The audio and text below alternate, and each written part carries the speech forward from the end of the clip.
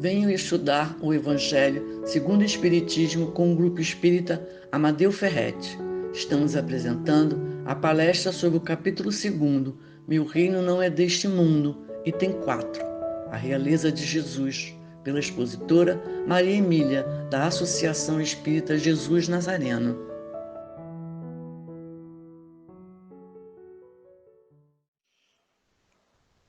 Olá, meus irmãos, muito boa noite. É com muita alegria que nós damos início hoje a mais um estudo do Evangelho de Jesus. Convido a todos para fazer uma prece nesse momento, para pedir a proteção do alto. E vamos orar assim. Pai de infinita bondade, querido amigo Jesus, aqui estamos, Senhor, pequeninos, buscando em Ti os elementos necessários para o nosso crescimento, para chegarmos à perfeição. Abençoa, Senhor, o nosso esforço e que essas luzes que vêm do alto possam nos intuir no necessário para o estudo dessa noite. Em Teu nome, em nome desses amigos espirituais, nós damos por iniciada a nossa reunião da noite de hoje. Assim seja, graças a Deus. Né? Então, o estudo que nós vamos fazer hoje é do Evangelho, né? Já tinha falado, é o capítulo 2, o item 4, né? Que fala da realeza de Jesus. Então, nós vamos entender que realeza é essa de Jesus, que não é nos moldes que a gente conhece, né? Da realeza do mundo, até mesmo das histórias que a gente, da história que a gente vê do passado e alguns reinados ainda que temos ainda hoje, né? Então, a gente tem que buscar que reino é esse, que realeza é essa de Jesus, né? Mas antes de começar, eu queria fazer uma pequena leitura de um documento histórico, que é uma carta do senador Públio Lentulus, que mandou a Roma, ao imperador, quando era governador da Judéia, né? Então, vamos ver essa carta, que ela diz assim, e ele descrevia Jesus, né? E ele diz assim: existe atualmente na Judéia um homem de uma virtude singular, a quem chamam Jesus Cristo. Os bárbaros têm-no como profeta. Os seus sectários o adoram, como sendo descendido dos deuses imortais. Ele ressuscita os mortos e cura os doentes, com a palavra ou com o toque. É de estatura alta e bem proporcionada, e tem semblante plácido e admirável. Seus cabelos são uma cor que quase se não pode definir. Cai-lhe em anéis até abaixo das orelhas e derramam-se-lhes pelos ombros com muita graça, separados no alto da cabeça, à maneira dos nazarenos. Sua fronte é lisa e larga, e suas faces são apenas marcadas de admirável rubor. Seu nariz e sua boca são formados com admirável simetria. Sua barba densa e de uma cor que corresponde à de seus cabelos, desce-lhes 1 polegada abaixo do queixo e, dividindo-se pelo meio, forma mais ou menos a figura de um forcado. Seus olhos são brilhantes, claros e serenos. Ele censura com majestade, exorta com brandura, quer fale, quer ore, fala com elegância e com gravidade. Nunca ouviram rir, tenho, porém, visto chorar muitas vezes. É muito sóbrio, muito modesto e muito casto. Enfim, é um homem que, por sua beleza e perfeição, excede outros filhos dos homens. Estabelecida assim por essa tocante descrição, a irrealidade objetiva da figura do Redentor, expressão cujo sentido oportunamente tornaremos claro. Examiná-lo-emos sucessivamente com profundo respeito de que todos lhe devemos à luz de outros testemunhos igualmente históricos, uns como os próprios evangelistas, outros de não menor valor, dada a elevação moral de seus autores, para em seguida conduzir a nossa análise ao ponto culminante que, visando, segundo as linhas gerais, do programa que nós traçaremos, para cujo desdobramento temos necessidade do apelo e atenção e paciência dos leitores, né? Então, aqui não é a carta toda, né? Ele está fazendo uma descrição de Jesus ao imperador, mas essa carta ela tem na internet, né? E ela é muito bonita e ele vai dando mais detalhes, né, sobre Jesus naquele tempo, né?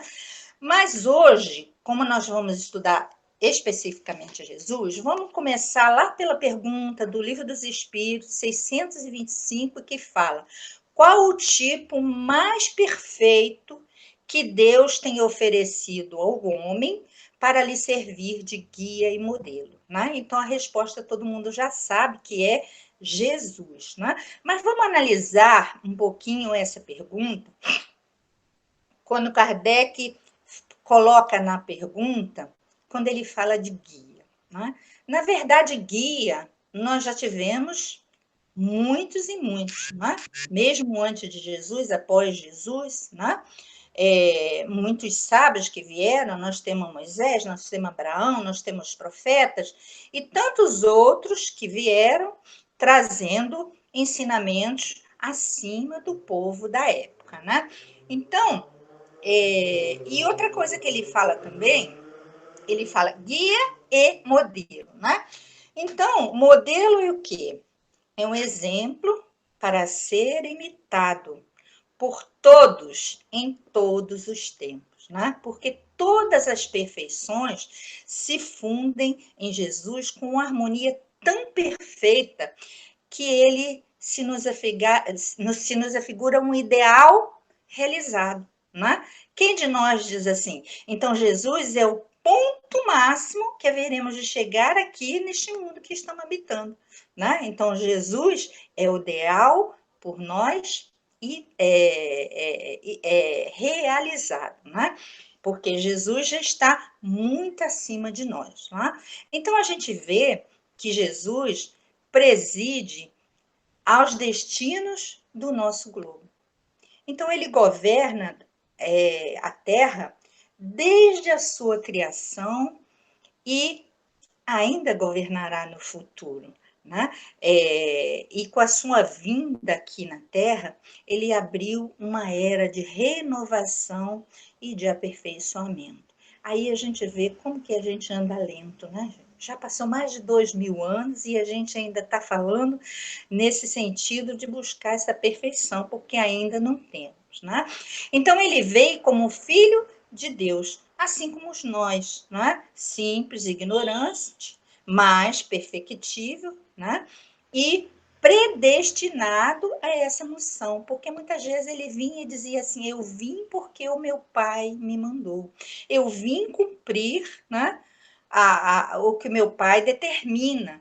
Então, ele mostra a divindade da sua missão, né? E com isso, com todo esse trabalho, a gente vê essa perpetuidade da cristandade. Então, Jesus, ele foi tão grande que ele não coube na história, e a história ficou dividida entre o antes e o depois do Cristo, né? Então, quando ele falava do reino de Deus, e nem mesmo aqueles que estavam próximos a ele, que eram os seus discípulos, não compreendiam, assim como Pedro e seu irmão perguntaram, mas um reino tem tão poucas casas aqui na beirada do lago, como que vamos fazer um reinado? Né? E Anás ainda pergunta para ele, mas vocês vão fazer um reino? Quem é que vai participar desse reino? Né? Aqueles, os pobres, os pequenos, você conhece algum príncipe? Né? Desdenhando do que Jesus falava para ele, né? Então, o reino de Deus é obtido como? A gente sabe disso pelo Espiritismo, né? Que o caminho essencial para a nossa admissão no reino de Deus é a caridade, tá? Então, ele trouxe os ensinamentos dele de uma forma muito amorosa. Desculpa, gente, eu tô meio resfriada, tá? Então, a sua missão era guiar a humanidade.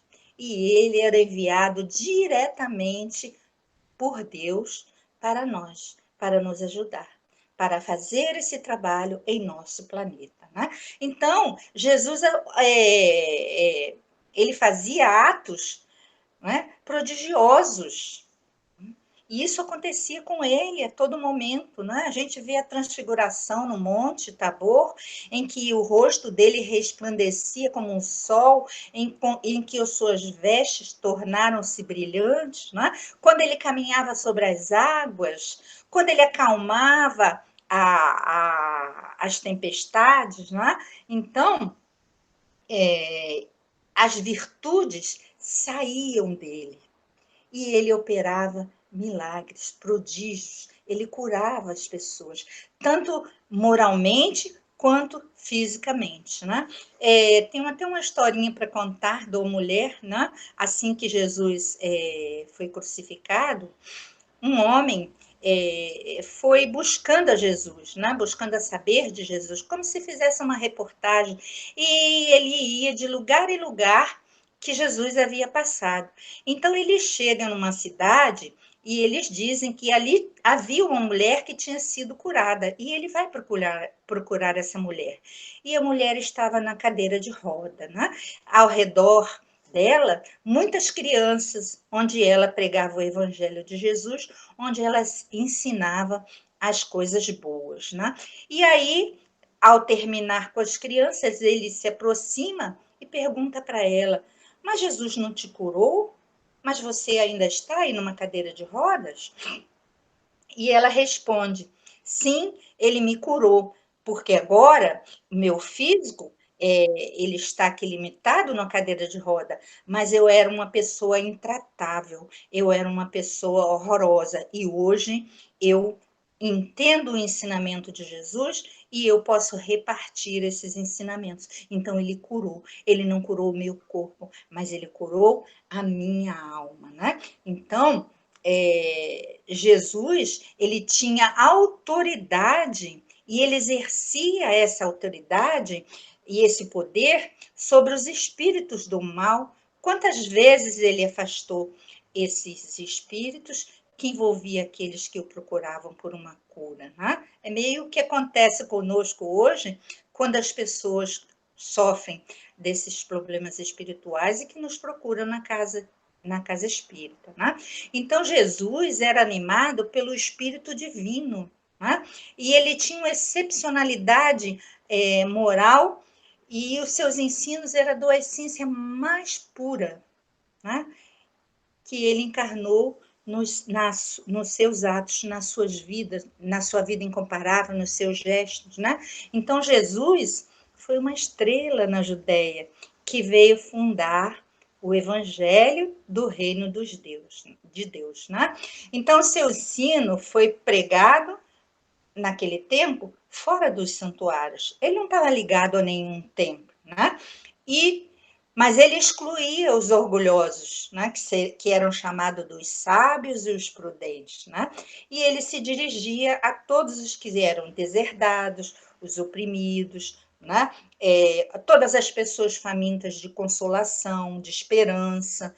E ele fornecia o quê? Ele fornecia o alimento espiritual para cada um daqueles que buscava Jesus, né? Então a gente vê que se hoje a gente tem um aporte do social, naquele tempo não havia isso, né? Então as pessoas doentes eram abandonadas, então eles sofriam e todos buscavam Jesus como um recurso de cura, como o caso da mulher que toca suas vestes e fica curada, né? Então, mas esse fato da gente buscar a perfeição, de trabalhar as virtudes que Jesus nos ensina, e de todo esse aporte que nos chega do plano espiritual, isso não nos dispensa de esforços para a gente ascender, para a gente melhorar. Mas ele está sempre nos oferecendo o amparo invisível na nossa jornada,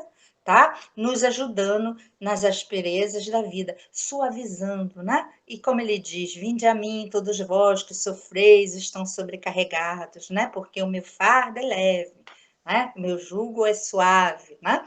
Então, a gente vê todas essas passagens de Jesus e que ele não escreveu nada, somente exemplificou, e esses ensinos foram fortalecidos, né, pelos seus discípulos, seus apóstolos, aqueles que chegaram depois também. Né? E aí Jesus fala também desse reino. Que reino é esse? Ele fala a Nicodemos, e ele estranha de Nicodemos não saber disso, né? Da necessidade de nascer de novo. E ele estranhou que se fosse ignorado isso, porque Nicodemos era um mestre de Israel, né? E Jesus diz para ele: se quando eu vos tenho falado das coisas terrenas, de nascer de novo, você não entende, né? Como que você vai compreender quando eu te falar das coisas dos celestiais, né? Então, o cerne do ensino de Jesus foi o quê? Foi o amor, né? A lei do amor e da fraternidade, né? Com o espírito de tolerância, de liberdade, né? E nos ensinou o verdadeiro caminho para a paz e a felicidade. Se a gente não ama, a gente não tem paz e não tem felicidade, né? E ele prometeu ao Pai e prometeu a nós também que nenhuma das ovelhinhas iria se perder. Né?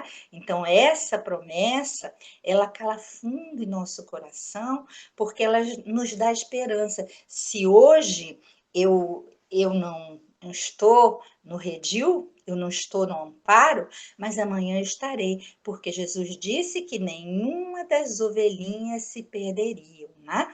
E aí ele diz: eu sou o caminho, a verdade e a vida, e ninguém chega ao Pai senão por mim. Né? E a resposta que ele dá a Anás, quando no início dos seus trabalhos de evangelização, nas primeiras pregações, né, nos primeiros dias do ano 30, quando ele sentado à frente do templo, a observar o templo, e os sacerdotes se aproximam e Anás pergunta desse reino, né? Como que seria possível ele construir esse reino?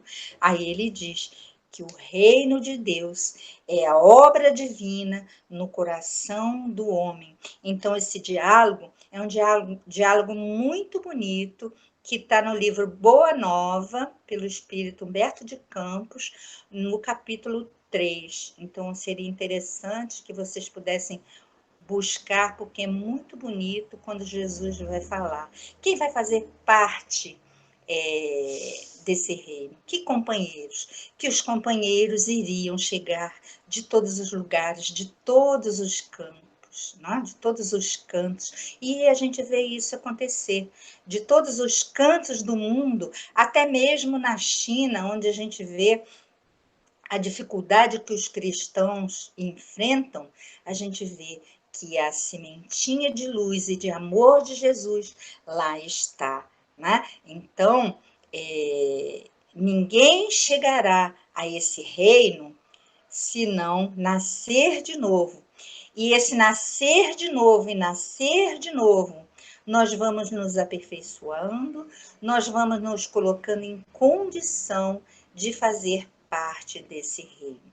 E Jesus a todo tempo mostrava essa diferença, que o reino dele não é deste mundo, é outro reino. Aí ele fala desse reino, ele fala do Pai amoroso, ele passa os ensinamentos de uma forma amorosa, ele busca os sofridos, cansados e oprimidos, e ele alivia todo aquele que pede com sinceridade a Deus a ajuda que vem do alto. Em nenhum momento Jesus nos deixa sozinhos. Então, a realeza de Jesus é a sua autoridade moral, né? as suas virtudes que ele nos mostra, né? E nos convida a fazer. E se naquele tempo ele convidou Pedro, ele convidou Levi, que depois seria Mateus, ele convidou André e tantos outros, né? E depois Paulo, que era o perseguidor, mas que também era o vaso escolhido, ele agora nos convida a seguir o caminho, a divulgar este reino dos céus. E a todo momento nós somos chamados a desempenhar essa tarefa, né? E aí a gente pode se perguntar, né? O que se espera de mim? O que se espera de nós? O que Jesus gostaria que fizesse? Aí ele dá a receita, né? Ide, dê de comer àquele que tem fome, dê a água àquele que tem sede, vestir aquele que está nu e com frio, e de visitar aquele que está doente, aquele que está preso. Então ele dá a receita. Em todos os momentos da sua caminhada e dos seus ensinamentos, ele diz: olha, faça assim. Olha, a felicidade existe, né? E as bem-aventuranças ele coloca sempre como?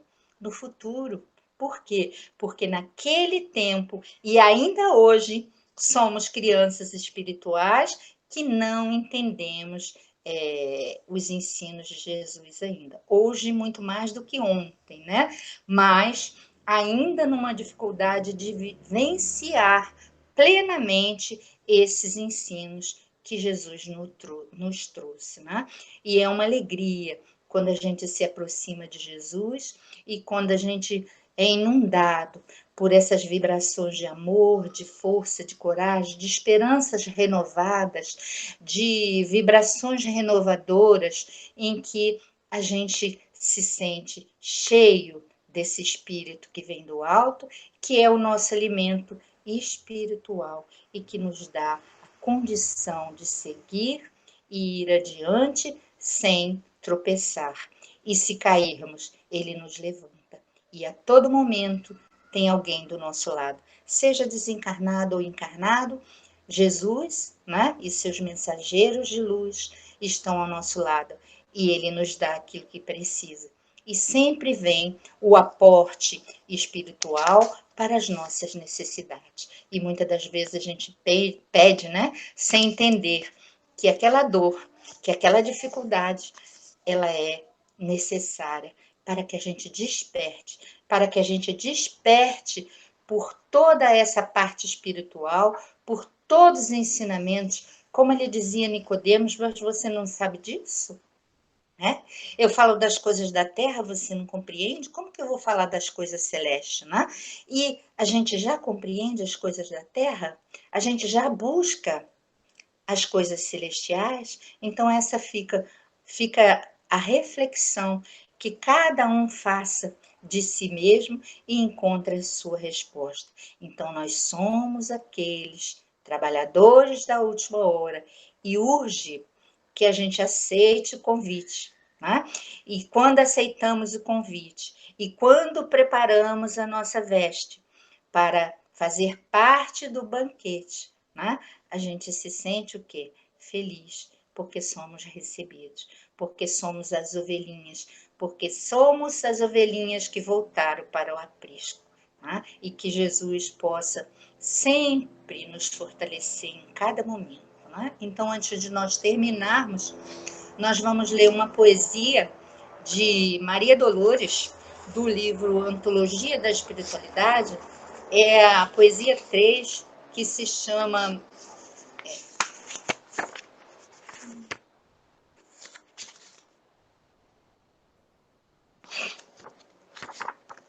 Engraçado, eu tinha marcado...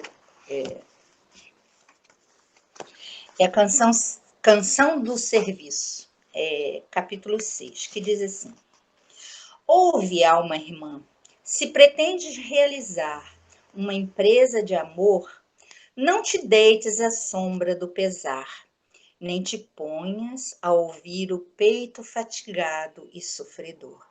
Para elevar e redimir, vencer e edificar, em demanda ao porvir, sempre melhor sorrir que lastimar. Sobre a terra, trabalha com teu sonho, como o escultor brunindo a pedra bruta, e nos dias do círculo enfadonho, de amargura, tristeza, cinza e luta. Lembra-te sempre disso. Tudo o que vida guarda de belo, grande e bom é força de bondade inflamada em serviço. Se a calúnia te espia, serve mais dia a dia. Esmera-te a esquecer aquilo que te ofende, pois quem ama em verdade, naquilo em que se agrade ou desagrade, tanto mais serve quanto mais compreende. Se a injúria te atrapalha e a incompreensão te humilha, lê a doce cartilha que a natureza escreve maternal. Da lama ao céu, por lei de clemência divina, o serviço domina, onde o bem vence o mal. O regato que alenta, frondes, frutos, raízes, tudo quanto sustenta as serpentes e os vermes infelizes, serve cativo ao chão. A planta que suprime o martírio da fome, nasce, cresce, trabalha e se consome, torturada e esquecida, sem aguardar qualquer compensação para suster-te a vida. O sol dissipa as trevas sem barulho, dá-se esplendor e sem que a noite o vença, serve triunfante e bom, sem migalha de orgulho. Da cúpula anilada, acolhedora e imensa, às furnas abismais. Se queres atingir a concretização dos teus mais belos ideais, alma irmã, serve mais. E alcançando a vitória do teu sonho na senda transitória, perceberás então, por mais servir e mais aprimorar-te, que a presença de Deus, onde transites, é serviço brilhante em toda parte, para o bem sem limite. Né? Então, nós temos o nosso modelo, o nosso guia, e ele é que ilumina, é ele que mostra o caminho, é ele, o roteiro seguro para chegarmos ao reino dos céus. Então, a realeza de Jesus, ela está calcada na sua autoridade moral, nas suas virtudes excepcionais, na sua perfeição. E o que ele fala para nós? Sede perfeitos, como perfeito é o nosso Pai. Então, é um convite de caminho, é um convite a se concretizar ainda, mas é um convite que nos chama para a vida nova, para sermos homens integrais, para construirmos um mundo melhor, de mais fraternidade, onde não exista mais tanta dor e tanto sofrimento. Então vamos orar, meus irmãos, e agradecer a Deus pelas oportunidades que temos. Obrigado, Senhor, por tudo que recebemos, pelo sol, pela chuva, pelos amigos, pelos inimigos. Obrigado por essas luzes e que possamos fazer do nosso coração um abrigo de gratidão a Deus, nosso Pai, e a Ti, Senhor, nosso irmão. Muito obrigado, Senhor. Te pedimos por todos aqueles que choram e sofrem, mas te pedimos especialmente, Senhor, por aqueles que estão presos ainda na violência, na criminalidade, por aqueles que não te conhecem ainda, que eles possam sentir a sua doce presença, esse amoroso convite à transformação, a caminhar, a buscar o progresso. Sabemos que chegaremos de qualquer maneira, Senhor, mas que hoje não perder mais tempo, não ficar pelo caminho e demorarmos a fazermos jus a esse reino dos céus. Obrigado, Senhor, por este pouso de luz, que a tua paz envolva a nossa terra e que possamos agora vibrar essa vibração de amor, envolvendo-a totalmente, ajudando aqueles que, como nós, sofrem e choram. Obrigado, Senhor. Graças a Deus.